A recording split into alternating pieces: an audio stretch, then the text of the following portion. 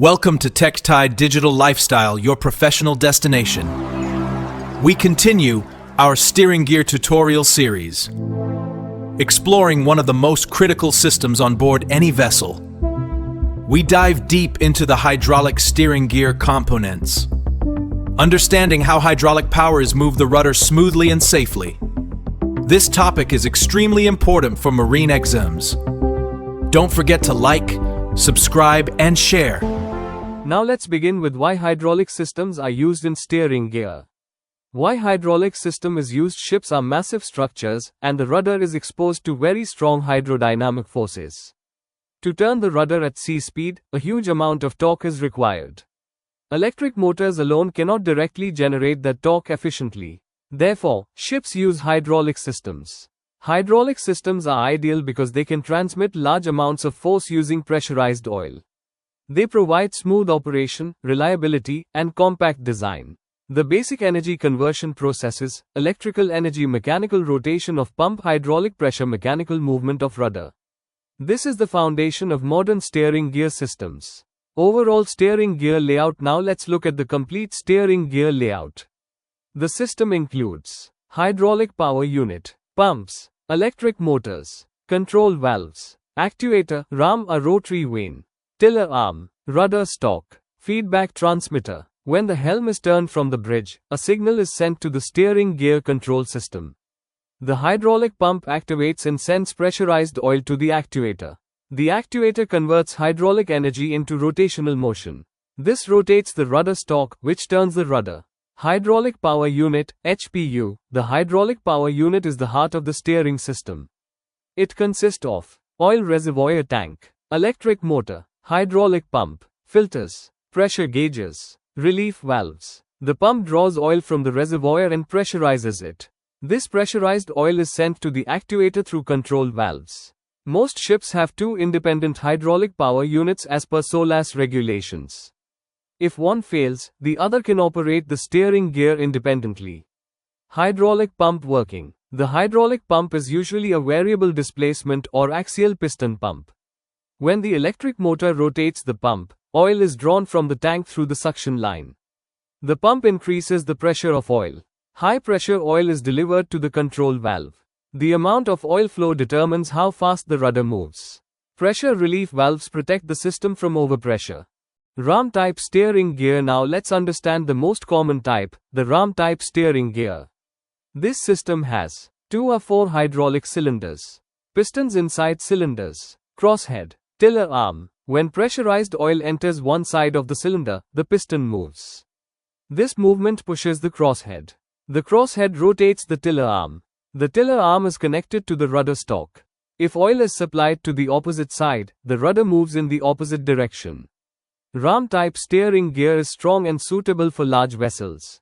Rotary vane type steering gear. In rotary vane type steering gear, a rotor with vanes is enclosed inside a circular casing. Hydraulic oil enters one chamber and pushes against the vane surface. This rotates the rotor directly. The rudder stalk is directly connected to the rotor. This system is compact and has fewer moving parts. It is commonly used in medium-sized ships. Control system or feedback. Now let's understand how control works. When the helm is turned on the bridge, an electrical signal is sent to the steering gear control unit. The pump activates and directs oil to the correct side of actuator. As the rudder moves, a feedback transmitter measures the rudder angle. Once the ordered angle is reached, the control system stops oil flow. This is called a closed-loop control system. Without feedback, the rudder would continue moving and cause instability. Safety features or SOLAS requirements. Steering gear is a critical safety system. SOLAS requires 2 independent power units. Ability to move rudder from 35 degrees port to 35 degrees starboard within 28 seconds. Emergency steering arrangement. Low oil level alarm. High temperature alarm. Pressure relief valves. These requirements ensure safe ship navigation even during failures. This section is very important for exams. Emergency steering. If the main steering system fails, emergency steering can be operated from the steering gear room. Communication is maintained via sound-powered telephone or portable radio. An alternative pump or manual control is used.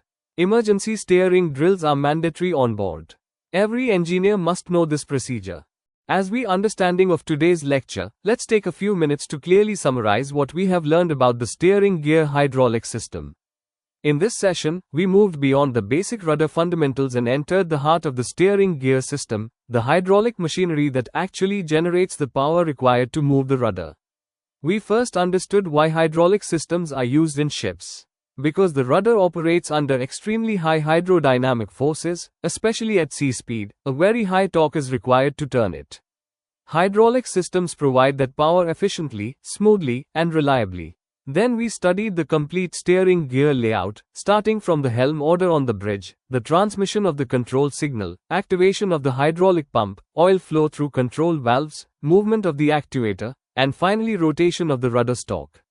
After that, we examined the hydraulic power unit in detail. We discussed the oil reservoir, electric motor, hydraulic pump, filters, pressure gauges, and relief valves, and how these components work together to generate and control hydraulic pressure. We then moved to the two main types of steering gear systems. First, the ram-type steering gear, which uses hydraulic cylinders, pistons, and a crosshead mechanism to rotate the tiller arm. This system is widely used in large vessels because of its strength and reliability. Second, the rotary vane-type steering gear, which operates using a rotor and vane assembly inside a casing. It is compact, efficient, and has fewer moving parts, making it suitable for medium-sized vessels. We also covered one of the most important concepts in modern steering systems, the closed-loop control system. We understood how feedback from the rudder angle transmitter ensures that the rudder stops exactly at the ordered angle. Without this feedback mechanism, stable steering would not be possible. Then we discussed the critical SOLAS safety requirements, including the requirement for two independent power units and the 28-second rule for moving the rudder from 35 degrees port to 35 degrees starboard. These regulations ensure that steering remains operational even during failures. Finally, we examined emergency steering arrangements, how control can be shifted to the steering gear room, how communication is maintained, and why emergency drills are mandatory on board ships.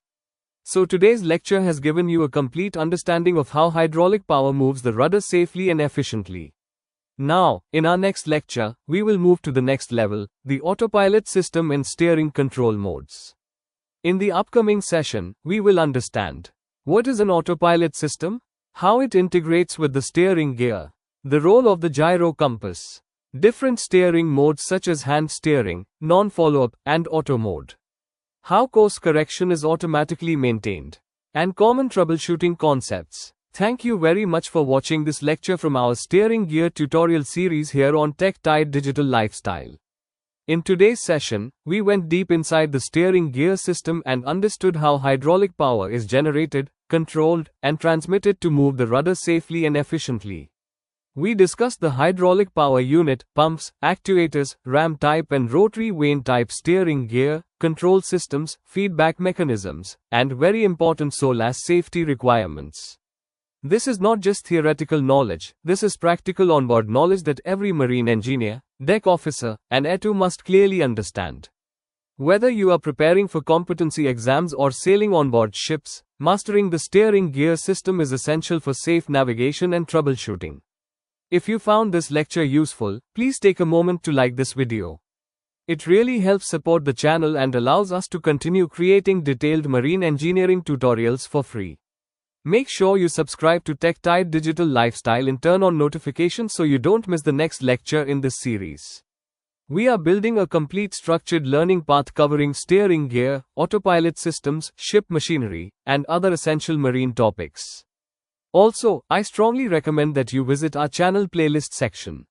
You will find organized playlists covering important ship systems step by step. Watching the full playlist in sequence will give you a much stronger and more complete understanding compared to watching single videos randomly. If you have any doubts, exam questions, or topics you want me to explain in future videos, please comment below.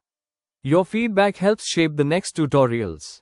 And finally, share this video with your batchmates, colleagues, and fellow seafarers who might benefit from structured marine knowledge.